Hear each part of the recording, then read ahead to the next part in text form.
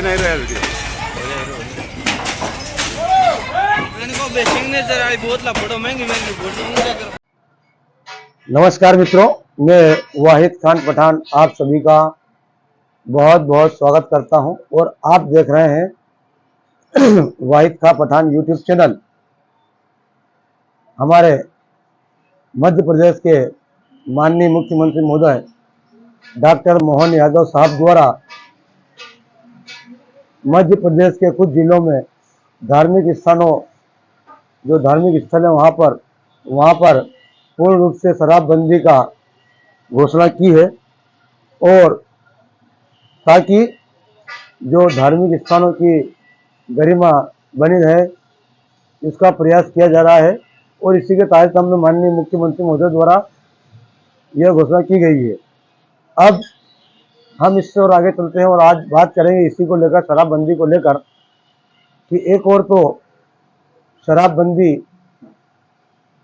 और शराबखोरी को कम किए जाने के प्रयास किए जा रहे हैं, वहीं दूसरी ओर आए दिन निरंतर जो शराब की दुकानें कहीं रहवासी क्षेत्रों में आदि स्थानों पर लगाने को लेकर विरोध की जानकारियां निरंतर सामने आ रही हैं, जिसमें लेकर कई जगह धरना प्रदर्शन भी हो रहे हैं। तो अभी हाल ही में एक सोशल मीडिया पर जोगीखेड़ी गांव है मंदसौर जिले में, वहां का भी एक वीडियो वायरल हो रहा है, जहां पर जो कि अभी नवरात्रि का पर्व चल रहा है, हिंदू समाज का पवित्र पर्व है और इसमें पूजा अर्चना की जाती है। तो जो माता रानी का रोज रूप देखने को मिला है कि जो वहाँ की माताएं बहनें थी उनके द्वारा शराब की दुकान को हटाने की मांग की जा रही थी, परंतु आवेदन निवेदन से काम नहीं बना और अधिकारियों के कानों पर जू तक नहीं रहेंगी। तो वहाँ पर महिलाओं द्वारा उक्त जो शराब की दुकान थी वहाँ पर तोड़फोड़ हुई, शराब की बोतलें तोड़ दी गई और दुकान में तोड़फोड़ हुई और कुछ वाहनों को भी नुकसान पहुँचाया, जिसमें वह वीडियो सोशल मीडिया पर वायरल हो रहा है और जिसमें पुलिस द्वारा मौके पर पहुंचकर स्थिति नियंत्रण में की। अब सवाल यह है कि कानून को अपने हाथ में लेना कोई नहीं चाहता है और यह गलत बात है। किसी भी स्थिति में किसी को भी कानून अपने हाथ में नहीं लेना चाहिए, परंतु सबसे अहम सवाल यह है कि जब कोई आम जनता, आम नागरिक किसी जायज़ मांग को करता है तो बड़ी दुख की बात है कि जिन लोगों का जिम्मा है उसको सुनना, उसका समय पर निराकरण करना, परंतु वे सुनी अनसुनी कर देते हैं और इसमें एक प्रमुख कारण भ्रष्टाचार, और भ्रष्टाचार के कारण ही ऐसी स्थितियां कहीं ना कहीं निर्मित होती है। अब हो सकता है इसमें कुछ चीज़ें नहीं आए सामने, परंतु वही यदि हम अब ताल की बात करें तो ताल नगर में भी ताल के जो करवाखेड़ी मार्ग है यहाँ की भी शराब दुकान को जो दुकान है, यहाँ का दुकान अन्यत्र स्थानांतरण करने की मांग लंबे समय से की जा रही थी, जिसे लेकर पूर्व में भी ताल नगर के निशाबंदी रामचंद्र शर्मा और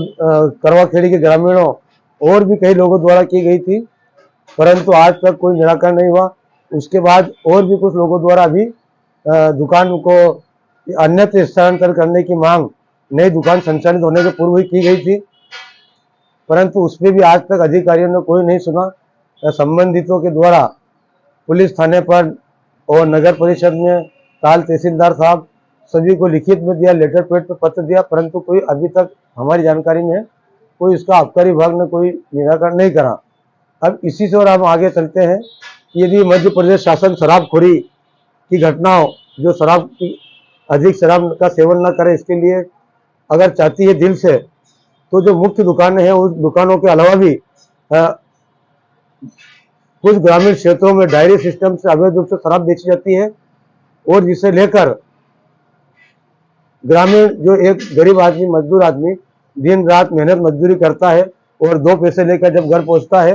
तो घर वाले बड़े प्रसन्न रहते हैं कि चलो हमारे भोजन की व्यवस्था हो गई,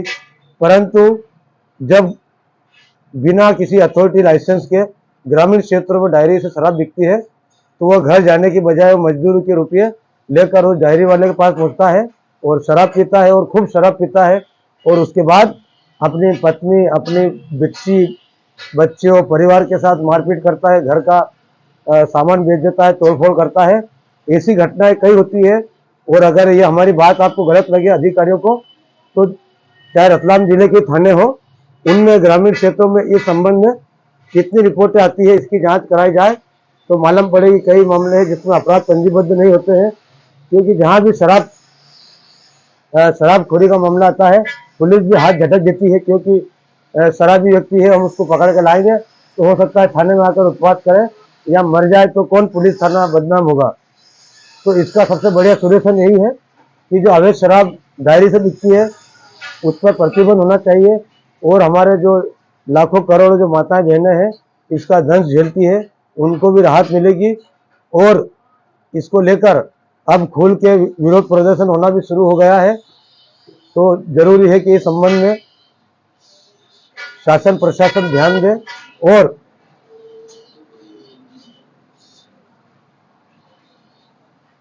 इससे उन माताओं बहनों को राहत मिलेगी।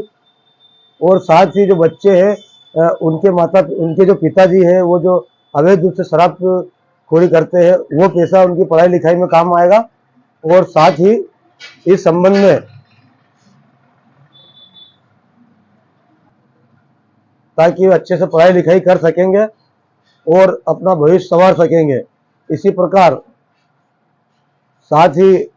इस अवैध शराबखोरी के कारण कई प्रकार की घटनाएं और भी घटित होती है, गंभीर घटनाएं घटित होती है। कई लोगों की इस अवैध शराब के कारण हत्याएं तक हो चुकी हैं।